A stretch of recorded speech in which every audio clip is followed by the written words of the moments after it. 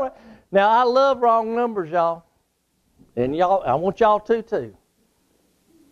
If someone calls my house with a wrong number, I try to find a little fun to have. One day, this lady called on Sunday night, and I answered it, and she said, I'm calling about that Jimmy in the paper. Well, I don't have a Jimmy in the paper. I said, ma'am, what number did you call? Now, admittedly, when we dial a wrong number, we usually only miss it by one digit, right? You know, maybe it's the 0, we dial a 9. My number is 732-1290. And she said 732-1299, I think is what it was. And I went, well, ma'am, this is 587-2244. Now, I can't see her, but all I can think about is she's on the other end of the phone going, what did I dial? You know, she's not calling back.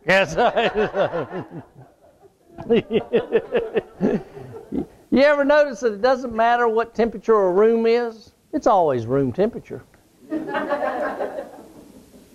Things to think about. I want you to do this.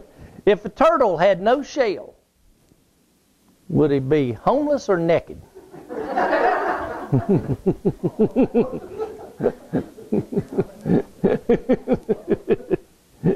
If you were to have a funeral at night, we can only do this one in the South. If you have a funeral at night, would you cut off your lights?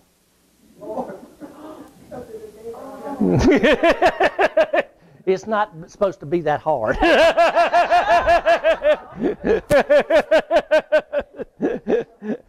Oh, there's all kinds of things like that, though, folks. There's laughter everywhere we look if we just allow ourselves to do it. It's in our home.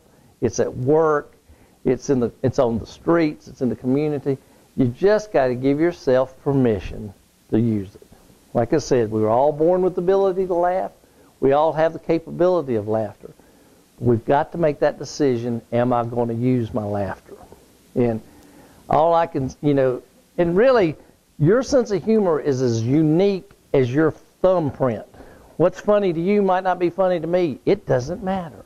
What's funny to me might not be funny to you. It doesn't matter. What matters is that you recognize what's funny to you. And that you take that and you use it. You cultivate it. You enjoy it. You share it.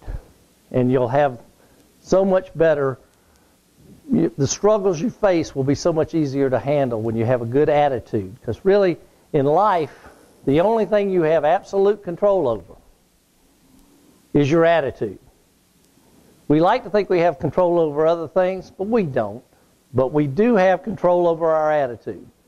The problems start when we give that control to other people or other things. So control your attitude and control it with a little bit of laughter, and good things will happen. And that's bottom line. It reminds me of the old, let's see, I'm going to close with a quick story. Since we're in a church, I'll just close it with this story. There's this Catholic nun was driving up the backwoods of Newberry County, close to here. She's driving an old beat-up Volkswagen, y'all. One of those old Volkswagen Bugs, and she runs out of gas.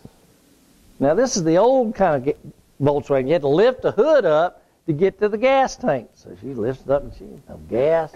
She's stranded out in the middle of nowhere. She's in her habits. Well, what do you do? So she says, there's nobody around. She noticed maybe, it looks like there's a gas station maybe a half mile up. So she walks and she gets up there. Sure enough, it's a gas station. And she says to the attendant, sir, I have run out of gas. Can you help me? He says, yes, sir. Yes, ma'am. Sister, I got plenty of gas. But I do have a problem. I do not have a container for the gas. If you can find a container, we'll get you some gas and we'll get you on your way. Fair enough. She looks all over the store and the back of the garage and stuff. There's nothing. She's getting a little anxious here, and so she notices there's an abandoned house across the street, so she goes over there.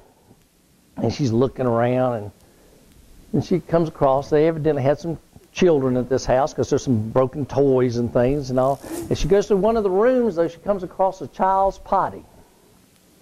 Oh, this will hold some gas. So she takes that potty back over to the gas station, cleans it up, holds about a gallon's worth of gas. And so the sister's going her way back to the car. She gets back to her car, and she's got that hood pulled up. She's got the potty, and she's getting ready to pour the contents of the potty into her car.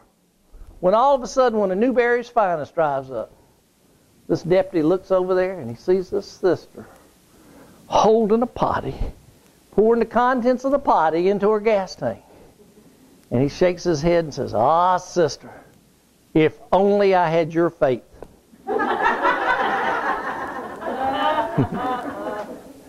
And that's what we need to do. We need to have faith in our sense of humor, faith in our develop an attitude of survival, an attitude of to flourish with, an attitude of joy. Because pain is inevitable. You're going to have pain in your life. Joy is optional. And we can find joy through letting our sense of humor work and having some fun. It's been a pleasure being with you. I will like to tell you one quick thing if you're interested. This is my commercial real quick here. Okay, got a commercial. Everybody has to have a commercial, you know. I will have a book coming out soon on better living through laughter. I really thought it'd be out by now, but it's been a it's been a labor of love. Yes, that's it. But if you would be interested in having a copy of the book, you can just give me your name and or write down your email address or whatever. I'll be more than happy to send it to you. Or we'll sell it to you. Excuse me. Did I say send? I meant. I'd be more than happy to share it with you that you purchase it. I said it was a commercial, didn't I? That's right. All right.